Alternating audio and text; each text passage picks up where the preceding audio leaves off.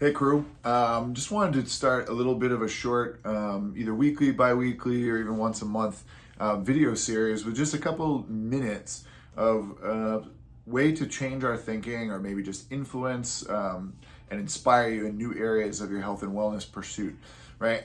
I think you know by now for me that I view our place as basically a place for very holistic type of fitness. It's more than just pumping iron and building muscle.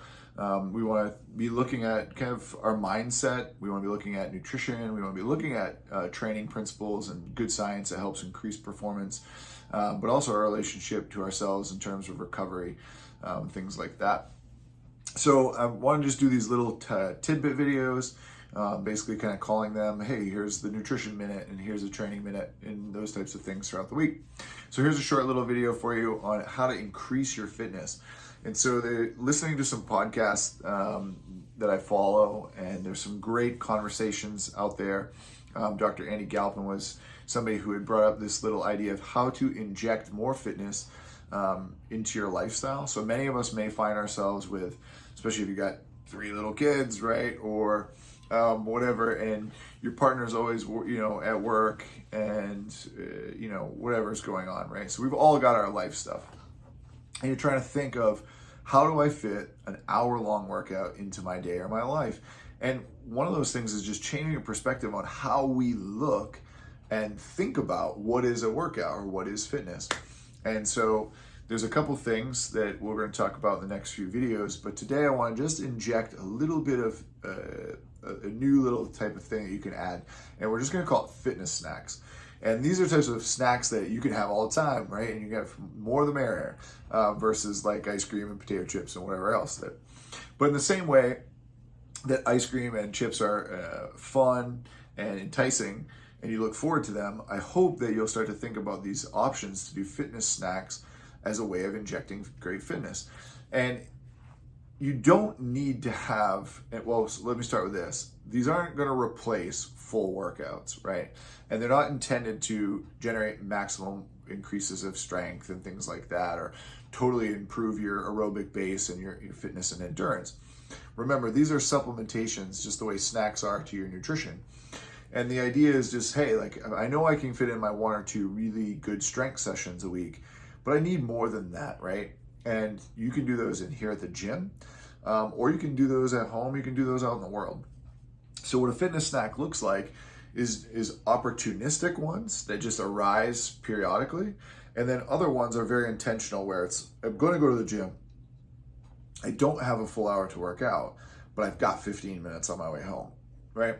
And so some of those opportunistic fitness snacks, and I'm just going to throw out a couple examples that I think is great for you to use, is things like looking at how many, like right in the middle of my day, even on my work day, I can take 5 minutes to step away and I'm going to say, you know what, I'm going to have a little fitness snack. I'm going to do 1 set of push-ups, really high quality, and I'm going to do them all the way to failure. I'm just going to see how many I can do, right? And you might decide to do this as split squat jumps, right? Or something that more muscular, like pull-ups or whatever.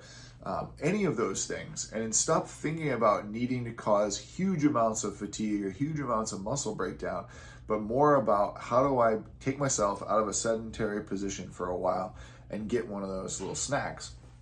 And so I think like timed planks, wall sits, are some of the ones that I think Dr. Galpin threw out there. I think those are great options, and you can use any of those things to fill in the day anytime the opportunity arises. I was just over in New York with my kids on vacation last week, and I had to stand in line at the water park with Henry waiting for Revenge of the Silverback 7 different times, and sometimes we were in line for 40 minutes. And instead of just standing there, you know what I said to myself? I said, I can do a workout with Henry. And we made it really fun, and I had him count the reps. And so I'd pick him up in the line and I'd do press outs with him, and we'd do either controlled sets of him counting, or I could do those as intervals or Tabatas. I would do turning press outs. I would do straight up presses. Then I held him and did goblet squats with him as my giant kettlebell. Put him on my shoulders and my back and did lunges. And man, by the time I got to the silverback, I was worked out. So there are opportunities to do that. And you know what? You don't look stupid. You look like a person taking advantage and opportunity of the space, rather than stand there and just wait in the sun and bake, right? You may not just bust out push-ups in the grocery store, but there are other ways to think about that and say, you know what? I'm going to park my car as far away as I can. And maybe you run as fast as you can to the store. Maybe you run from the store to your car as fast as you can. You know, and obviously we know things like taking stairs versus, taking the elevator and all that. But there are ways to make that more fun and make that a game. Instead of just taking the stairs, see how fast you can do the stairs, right? And so start to look at those opportunistic bites as a little snack. And then lastly, like when you come to the gym, instead of thinking about having to have a full 45-minute workout or a big 30-minute blaster, intervals are an incredible way to look at what are some big multi-joint compound exercises that you can do, or maybe you want to focus on one area like the push-up, let's say, that's still a multi-joint movement, but it's very specific to the upper body, right? Looking at how can I pick 2, 3, or maybe 4 movements and break down that timeline of that 15 minutes and be like, hey, I'm going to attack this movement for 10 seconds as hard as I can. I'm going to take 10-second break. See how many reps you get in those periods. And I promise you, if you really keep yourself to that little bit of a schedule, you can fit a lot into 15 minutes. So that's our little bit of a training minute this week. I want you to think about how to introduce a little bit more snacking into your schedule. Hopefully that helps you. Hopefully you find some little places to do that, either with your kids, with your family, with your friends, or just by yourself. And I will hope that I'm at Hanford this week. I see you sprinting across the parking lot to your car. All right, guys.